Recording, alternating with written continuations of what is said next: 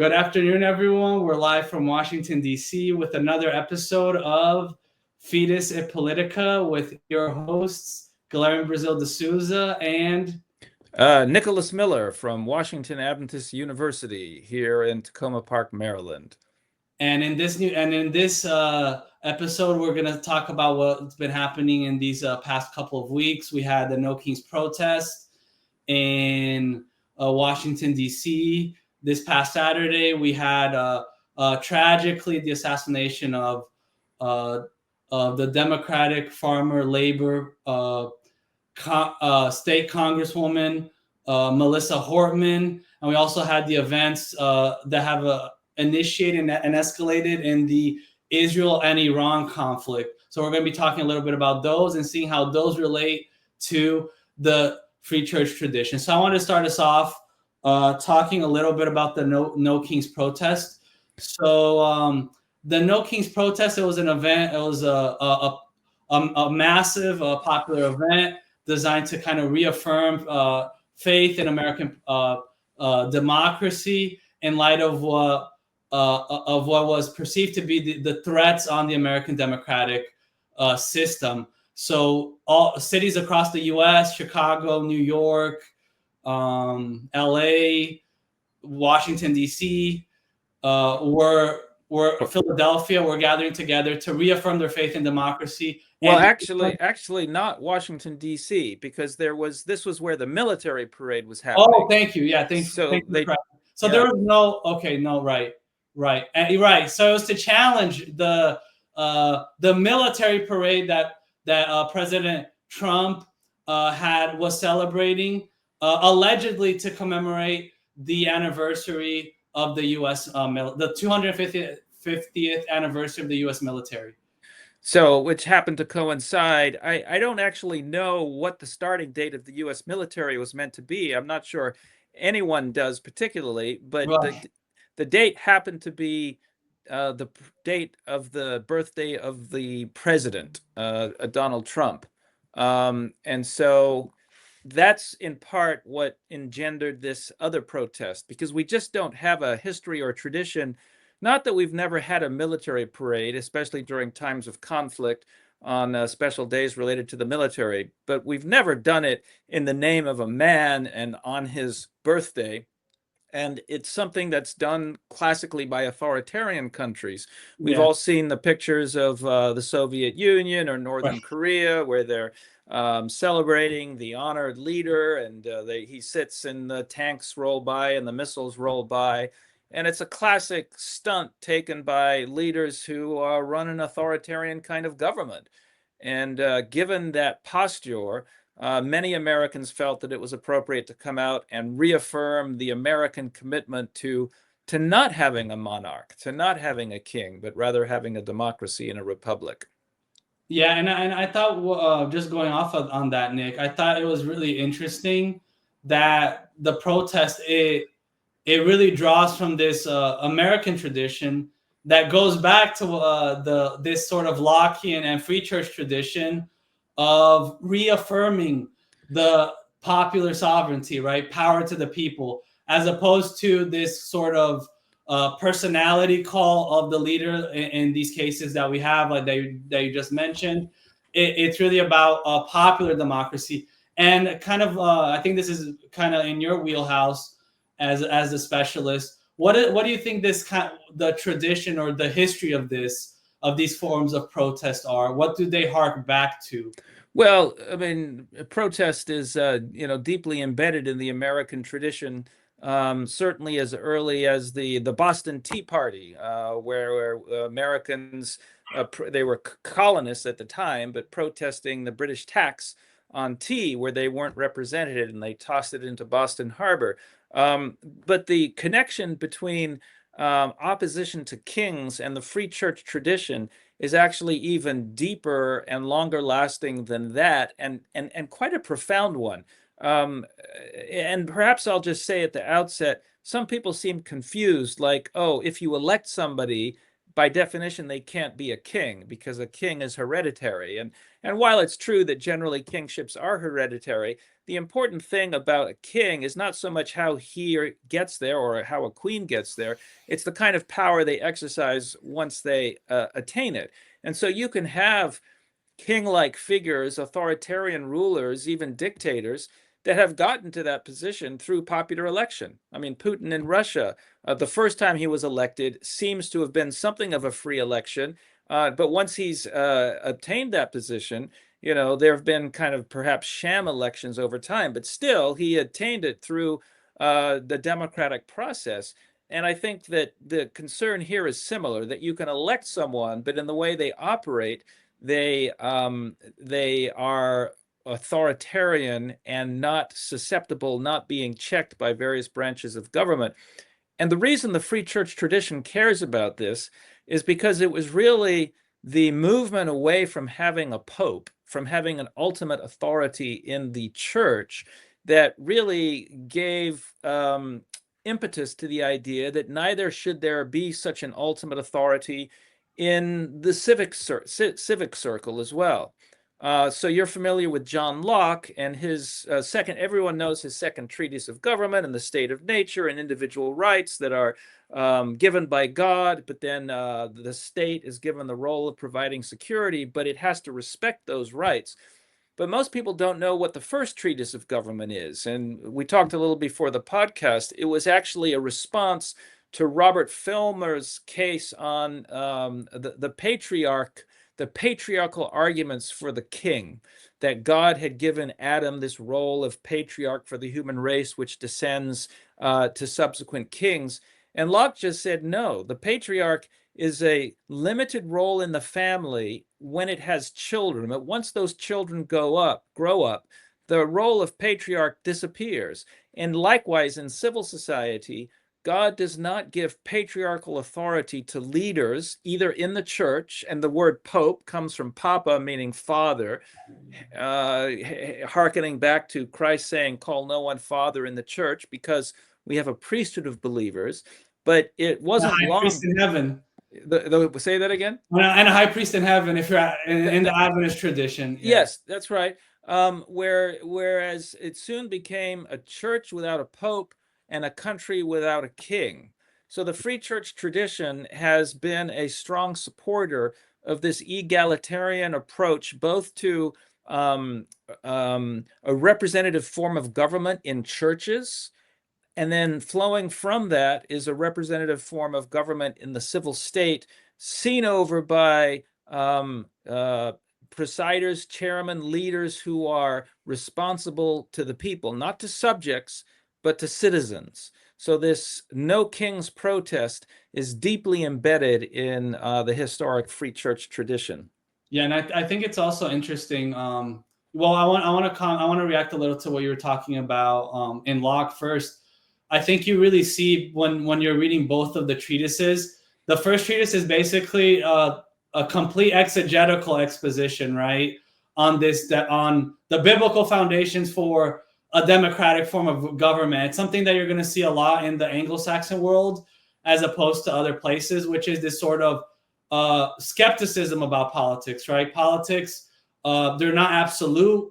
They're not a human counterpart to something divine. It's an imperfect means that God has allowed us to establish while we're here on earth, but that should serve the higher goals, right, of preserving the common good. And I think Locke really articulates that. Those of you who do read the first treatise, which I recommend before you read the second treatise, it's stock full of Bible verses to justify what's going to become this modern system that we have in Western liberal democracies, right? And in the second treatise, we see the philosophical justification or exposition, translation of that, right, to the more secular or that audience that is looking for those secular common reasoning forms of argumentation.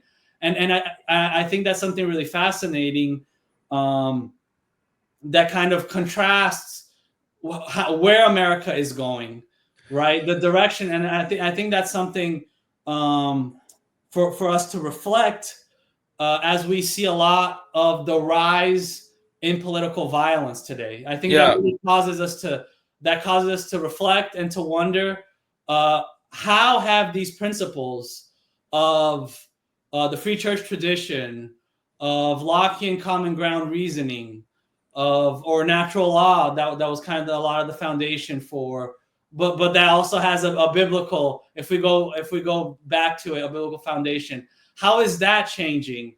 Well, the notion of Republican democratic system is to take the place of resolving political conflicts through force, right?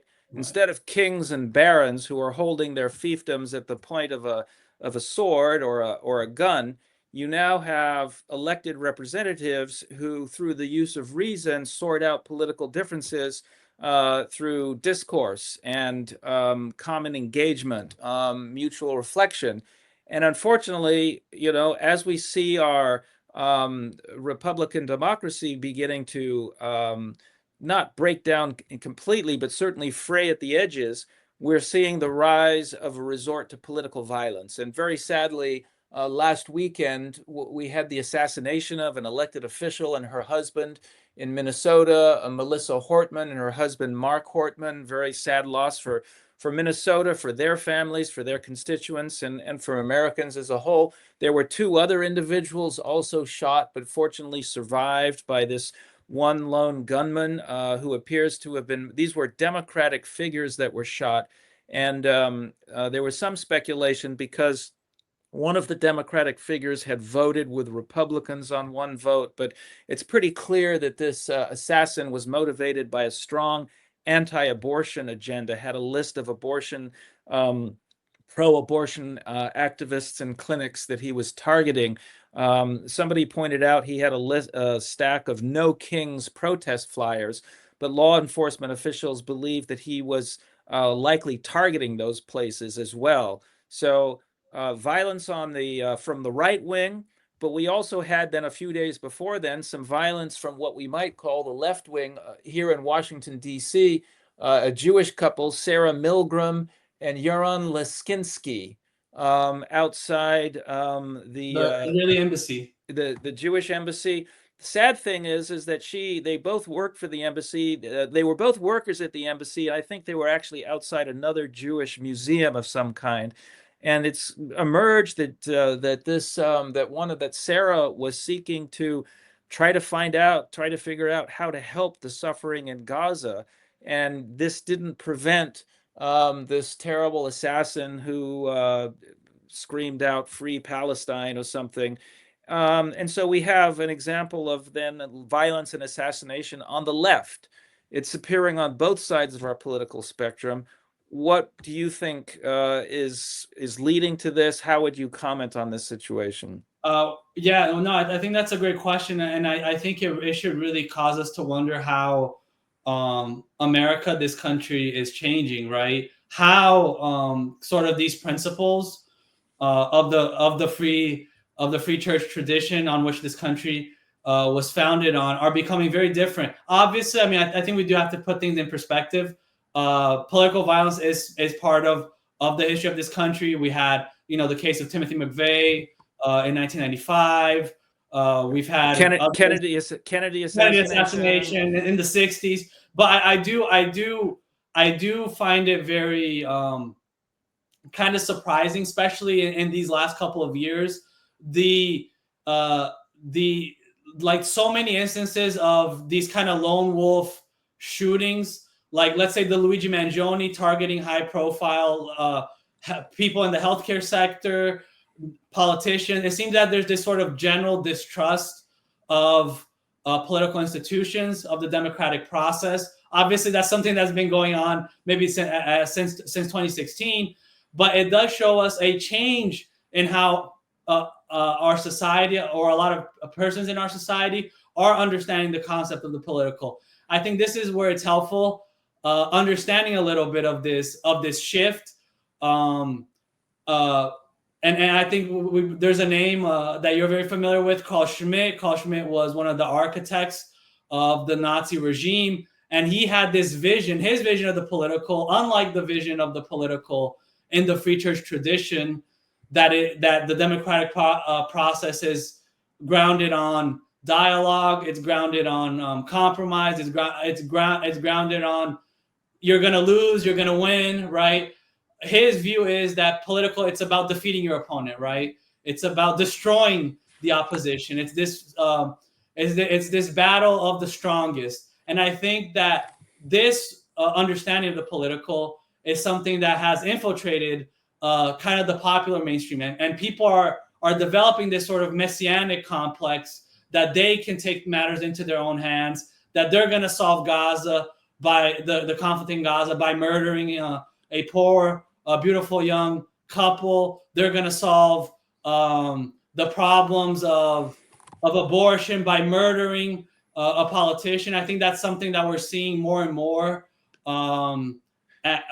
in these last couple of years. And it's like it's ultimizing secondary things. I mean, in other words, we're making politics our ultimate reality to live and die for, rather than a a utilitarian system of give and take and compromises, in which we can seek ultimate realities in our worlds of religious commitment and belief. The commitment that people once gave to religion, they're now giving to earthly political systems, and more in the name of religion, right? That's what religious nationalism, Christian nationalism is about. And when we say Christian nationalism, it's often considered a kind of critique of the right. There is a version of religious nationalism on the left that you might call it more of a secular nationalism, where there's a strong commitment to wokeness and cancel culture that has the same kind of impact and effect of labeling people heretics on the right-hand religious side of things. So neither side escapes this particular critique, I think. Yeah. What can churches do to help restore a sense of proportionality and peace? How can we work for peace amidst a more and more conflicted society? Well, I think churches, I think religious organizations, they should see themselves as this check against government excesses, right? I think the same way that government has a role to play in society, I think the churches also have a social role to play in society. And it's to position itself as this moral arbiter that will critique a government, not only the government that it doesn't like, but government in general. And like you said, political idolatry is something that is not the monopoly of one single party. And I think that the church has this responsibility to hold government accountable to preserving those forms of social organization that are going to preserve human freedom, human flourishing, and that are going to promote the free and equal participation of all individuals in society, as opposed to these more authoritarian forms of government that we see that are focused on a single individual, that are focused on imposing one singular worldview on society, as opposed to allowing the free market of ideas and of religions in the public sphere. And that can include both religious worldviews or a secular, non-comprehensive view. So I think the church has, just like the press is the fourth power, I think the church should also position itself as the fifth power. And I say that not in terms, not necessarily in political terms, but in its influence in society. And sadly, I think what I've seen a lot is the church is more replicating and just replicating what's on the market or what's on the government agenda, as opposed to being these very active sources of both a moral restraint on society and also a vehicle of moral progress, right? I think there are times when society has to go forward, but then there are also times when it also has to curb the excesses of society. We have to critique. The church has to remember and not forget that one of the names of Jesus Christ is the Prince of Peace. Yes. And his followers should be working for that in their homes, in their churches, communities, and I would argue in the international sphere. And we have some good examples of the Mennonites. I was just with a group of leaders from Pepperdine University. Pepperdine is a law school that's not the biggest in the nation or the highest ranked. They're in the 50s or 60s, but their dispute resolution center is number one in the country. And I just think that's a wonderful example of what Christians can do if they give their real time and attention to trying to live out the principles of the Prince of Peace. But that really brings us to our final topic, because these conflicts we're experiencing at the micro level or the community level here in the United States are also now being reflected internationally. And just this weekend, we've also had an escalation in the Israel-Iran conflict. There have been bombings as Israel has sought to take out the Iranian nuclear program. Iran has not unexpectedly retaliated, raining down drones and missiles on Israel. No one's quite sure where this is headed. Everyone's watching with some level of apprehension. What do you say to those who claim this could be the beginnings of a wider conflict, even World War III, or is this the beginning of the Battle of Armageddon? Give us some. You spent several summers in Israel, I understand, working as studying archaeology, and so you've had some time and experience there. Share with us your thoughts on this widening and expanding conflict.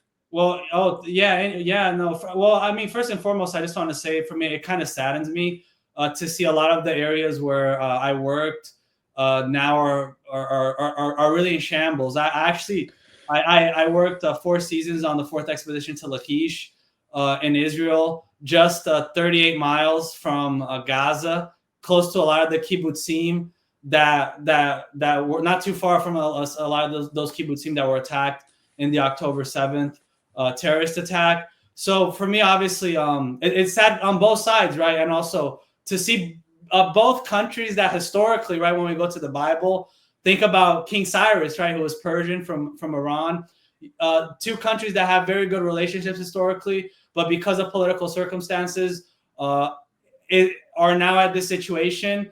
There's obviously the fear that this could escalate given what's happening in Russia and Ukraine, having a sort of World War I scenario. And I think it's important for us to avoid turning this into self-fulfilling prophecy and reaffirming kind of the point that you mentioned earlier about being agents of peace.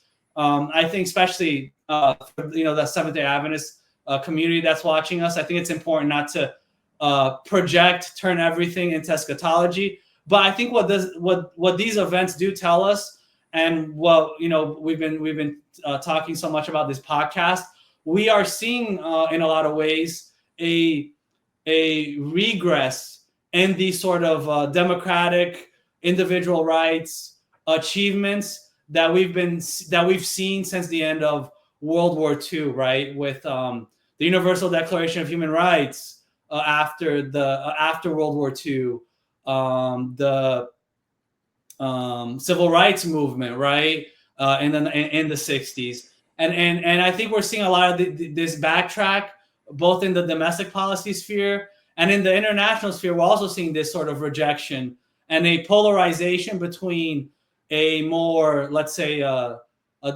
democratic social order, or at least that aligns with a democratic West. I kind of hate that terminology. East and West is Japan. Japan's in the East, but Japan's very, aligned with what we would call the West. But let's say liberal democracy versus more authoritarian forms of government, right?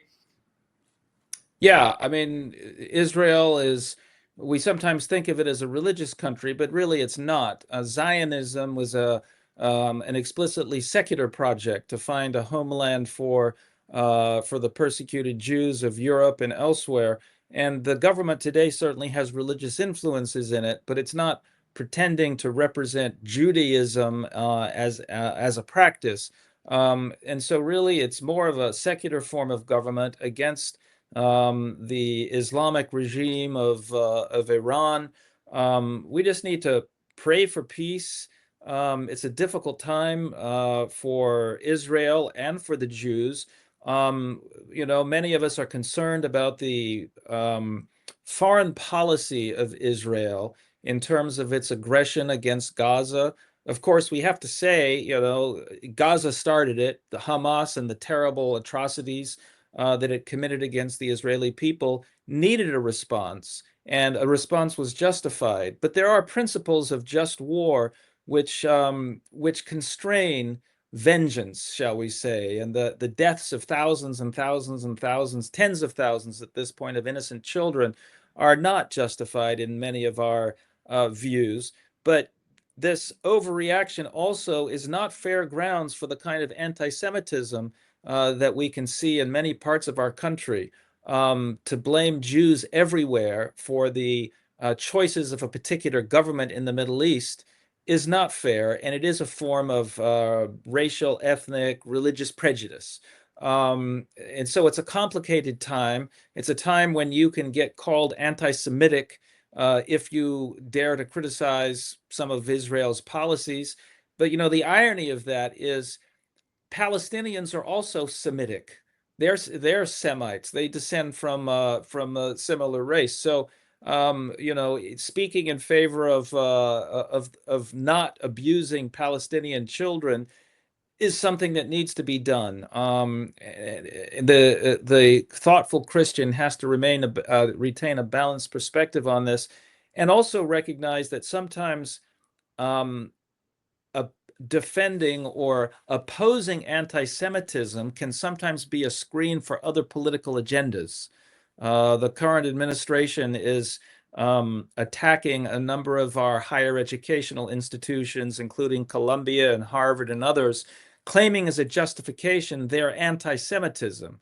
But many of us are suspicious that they're less interested in actually protecting real Jews and more interested in gaining control and instituting an agenda at institutions of higher education. So it's a complicated time to think about these things, but hopefully and prayerfully, Christians can be agents of peace wherever we can. And Nick, I think that's also an area where the church can again give moral clarity, right? Because I think we see throughout time that governments, they use beautiful slogans as means or excuses to perpetuate their own ulterior motives, right? So we see this both on the left, whether it's with Black Lives Matter. I think if you're Christian, right, you should believe that Black Lives Matter. Black people are being oppressed; they matter. But even something that is good, anti-racism, that can be co-opted to promote an agenda that goes against actually protecting those people.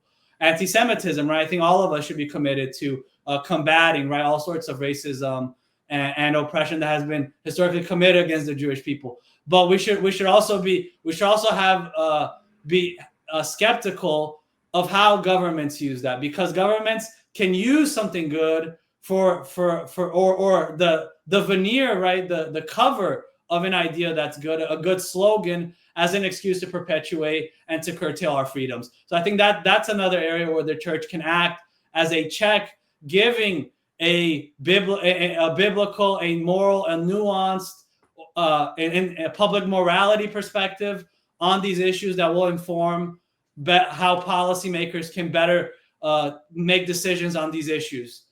I believe that is a core part of the free church tradition, that we remain independent of government and then can speak with a prophetic voice if and when government is straying into poor policies, unfair policies, and immoral policies. And that's what we'll continue to aim to do on this podcast. We've probably reached the end of our topics for today. There's always more to talk about, but we need to save some for next week. And we're glad that you've joined us again. And goodbye from Tacoma Park, Washington, and also from Silver Spring, Maryland. Very good. We'll see you next time. And don't forget to like and subscribe, and please make sure to share this content. And we look forward to seeing you again for another episode of Fides et Politica.